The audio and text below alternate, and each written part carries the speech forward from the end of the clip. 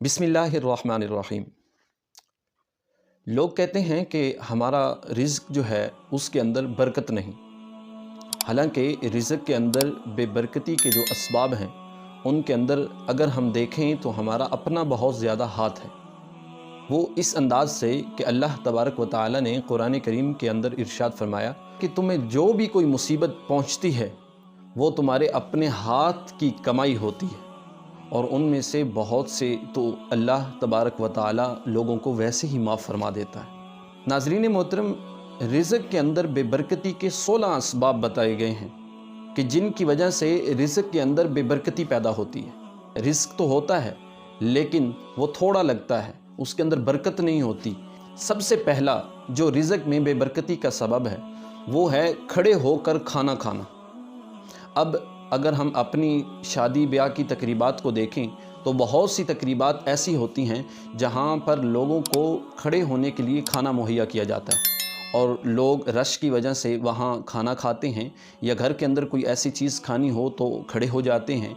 लेकिन अगर देखा जाए तो खड़े होकर खाना खाना ये बेबरकती का सबब बनता है। और फिर दूसरी चीज़ ज़िक्र की कि दूसरी चीज़ ऐसी है कि बैतुल खला में बंदा जाए और बंदे का सर जो है वो नंगा हो, ये भी बेबरकती का सबब है। तीसरी चीज़ जो रिज़्क में बेबरकती का सबब बनती है वो है कि बैतुल खला में जाकर बातें करना। अब बहुत से लोगों को देखा गया है कि वो मोबाइल फ़ोन पर बात करते हुए वाशरूम में दाखिल होते हैं, बैतुल खला में दाखिल होते हैं तो अपनी कॉल को बंद नहीं करते। वो जो दूसरा शख्स जिसके साथ वो बातों के अंदर मसरूफ़ हैं, उन्हीं बातों के अंदर मसरूफ़ होने की वजह से वो बैतुल खला में दाखिल होते हैं, और बैतुल खला में दाखिल होने के बाद भी वो अपनी कॉल को जारी रखते हैं और वहाँ बैठकर भी लोगों के साथ फ़ोन पे बातें करते रहते हैं, या अंदर से किसी को पुकारते हैं या कोई बुलाते हैं किसी को। तो ये सारी की सारी चीज़ें रिज़्क के अंदर बेबरकती का सबब बनती हैं। फिर रिज़्क में बेबरकती का जो चौथा सबब है वो ये है कि बग़ैर हाथ धोए खाना खाना। जो लोग बग़ैर हाथ धोए खाना तनावल करते हैं, खाते हैं, तो ये खाना खाने से पहले हाथों को वाश न करना, न धोना, एक तो ये सुन्नत के भी ख़िलाफ़ है और दूसरा ये बेबरकती का सबब भी बनता है। फिर जो पांचवी चीज़ है रिज़्क में बेबरकती का सबब जो बनती है वो है मस्जिद में आकर लोगों के साथ दुनियावी बातों में मसरूफ़ हो जाना। तो मस्जिद में दुनियावी बातों के अंदर मसरूफ़ होना, ये अमल भी रिज़्क में बेबरकती का सबब बनता है। फिर छठी चीज़ जो ज़िक्र की कि जिसकी वजह से रिज़्क के अंदर बेबरकती आती है वो है किसी फ़कीर को झिड़कना। बाज़ लोग आते हैं आपसे मांगने के लिए, कोई चीज़ आते हैं, अगर आपके पास तौफ़ीक है, हिम्मत है, उसे कुछ न कुछ दे दीजिए, ज़रूर दें। अगर कुछ नहीं है तो उस फ़कीर को झिड़कना नहीं चाहिए। हाँ, वो लोग जो आदी मुजरिम हों, जिनकी सेहत सलामत हो, लेकिन उन्होंने अपना मांगना एक कारोबार बनाया हुआ है, या आपको इल्म हो कि ये जिस शख्स को मैं पैसे दे रहा हूँ ये इधर से पैसे ले जाकर आगे कोई नशा आवर चीज़ ख़रीदेगा और उसे इस्तेमाल करेगा, और ऐसे लोगों को बिल्कुल भी देने की इजाज़त नहीं है। हाँ, अगर वो खाने की हाजत रखता है, कुछ पीने की हाजत रखता है, तो आप अपने पास उन्हें बिठाकर कुछ न कुछ खिला दें, पिला दें। खाने की ज़रूरत है तो वो खिला दें, लेकिन किसी फ़कीर को झिड़कने की इजाज़त बिल्कुल नहीं है। अगर झिड़केंगे तो रिज़्क में बेबरकती का सबब बनेगा। फिर जो सातवीं चीज़ ज़िक्र की वो है मगरिब के बाद बग़ैर उज़्र सो जाना। अब मगरिब के बाद बग़ैर उज़्र सो जाना, ये ख़दशा है कि हो सकता है वो नींद को तवील करे और इशा की जो नमाज है वो ज़ाया हो जाए।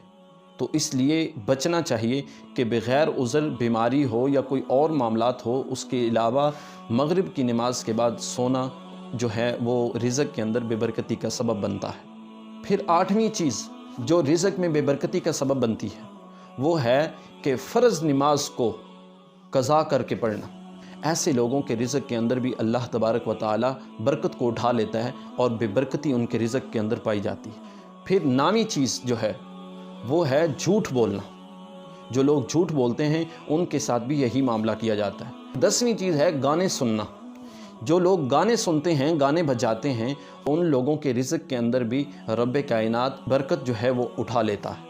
پھر رزق کے اندر برکت کا جو اٹھ جانا ہے، اس کا ایک سبب یہ بھی ہے کہ اپنی اولاد کو برا بھلا کہنا۔ اور بعض لوگوں کی عادت ہوتی ہے کہ وہ اپنی ہی اولاد کو، اپنے بیٹے، اپنی بیٹیوں کی برائیاں جو ہیں وہ دوسرے لوگوں کے سامنے جا کر بیان کرتے ہیں۔ حالانکہ دوسرے لوگوں کے سامنے برائیاں بیان کرنے سے کیا ان کی اولاد کی تربیت ہو جائے گی؟ بالکل نہیں۔ لیکن اس سے بہتر ہے کہ آپ لوگ خود اپنی اولاد کی اچھی تربیت کریں، ان کو سمجھائیں، ان کو قرآن اور رسول اللہ صلی اللہ علیہ وسلم کے فرمان بتائیں، تاکہ ان لوگوں کی، ان بچوں کی، ان بیٹیوں کی اچھی تربیت ہو، بنسبت اس کے کہ ہم لوگوں کے سامنے چرچا کریں کہ ہماری اولاد اس طرح کی ہے، ہماری اولاد ایسی ہے۔ تو یہ جو عمل ہے کہ لوگوں کے سامنے اپنی اولاد کی برائیاں بیان کرنا، اس سے رب کائنات رزق سے برکت کو اٹھا لیتا ہے۔ اور پھر 12واں سبب جس سے رزق کے اندر بے برکتی پائی جاتی ہے، وہ ہے قرآن مجید کو بغیر وضو کے ساتھ چھونا، مس کرنا۔ قرآن مجید کو جب بھی چھوئیں، جسم کا پاک ہونا چاہیے، باوضو ہوں، اور ان وضو والے ہاتھوں کے ساتھ قرآن مجید کو مس کیا جائے، تاکہ اس کی برکتیں جو ہیں وہ ہم سمیٹ سکیں اور اپنے قلوب و اذہان کو قرآن کریم کی روشنی سے منور کر سکیں۔ پھر جو 13ویں چیز ہے وہ ہے اپنی نظروں کی حفاظت۔ جو لوگ اپنی نظروں کی حفاظت نہیں کرتے، وہ لوگ جو چوکوں، چوراہوں اور اڈوں پہ کھڑے ہو کر، سکول اور کالجوں کے سامنے کھڑے ہو کر بد نظری کرتے ہیں، بد نگاہی کرتے ہیں، اللہ تبارک و تعالی ایسے لوگوں کے رزق سے برکت کو اٹھا لیتا ہے۔ اور پھر 14ویں چیز وہ یہ ہے کہ اپنے اہل و عیال کے ساتھ، یعنی اپنی بیوی کے ساتھ، اپنے بہن بھائی، اپنے گھر والوں کے ساتھ جو لوگ گاہے بگائے لڑتے رہتے ہیں، فتنہ و فساد جو ہے وہ اپنے گھر کے اندر برپا رکھتے ہیں، رب کائنات ایسے لوگوں کے گھروں کے اندر سے بھی برکت کو اٹھا لیتا ہے۔ تو اس لیے چاہیے کہ اپنے گھر والوں کے ساتھ اچھا سلوک کریں، خامن جو ہے وہ اپنی بیوی کے ساتھ اچھا سلوک کرے، بیوی اپنے خامن کے ساتھ اچھا سلوک کرے، اور گھر کے اندر جو رہن سہن ہے اس کو بہتر سے بہتر انداز کے اندر جو ہیں وہ ترتیب دیں، کیونکہ گھر کا جو ماحول ہے اس کو کوشش کرنی چاہیے کہ اس انداز سے اسے ڈھالا جائے تاکہ جو ہمارے بچے ہیں ان کی اچھی تربیت ہو سکے۔ اب خامن، میاں بیوی، ماں باپ جب ہر وقت لڑتے رہیں گے تو ہم اپنی اس اولاد کی تربیت کیسے کر سکیں گے؟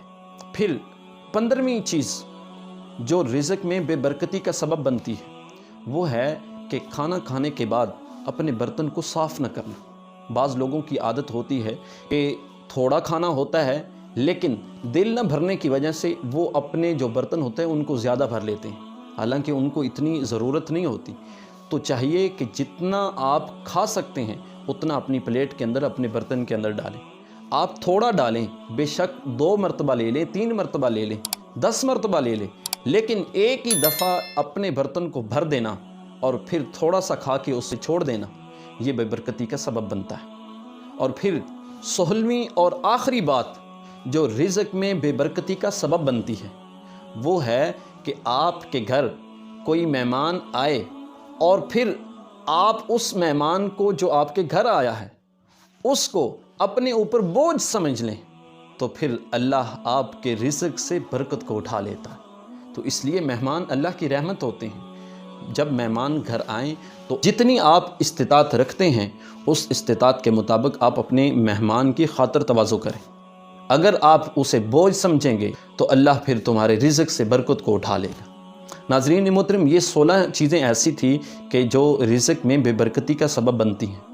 اب ہمیں کوشش کرنی چاہیے کہ اپنے رزق میں برکت لانے کے لیے ان چیزوں سے کنارہ کشی اختیار کریں۔ جو جو چیزیں ہمارے اندر پائی جاتی ہیں ہم ان چیزوں سے بچیں تاکہ اللہ ہمیں برکت والا رزق عطا فرمائے۔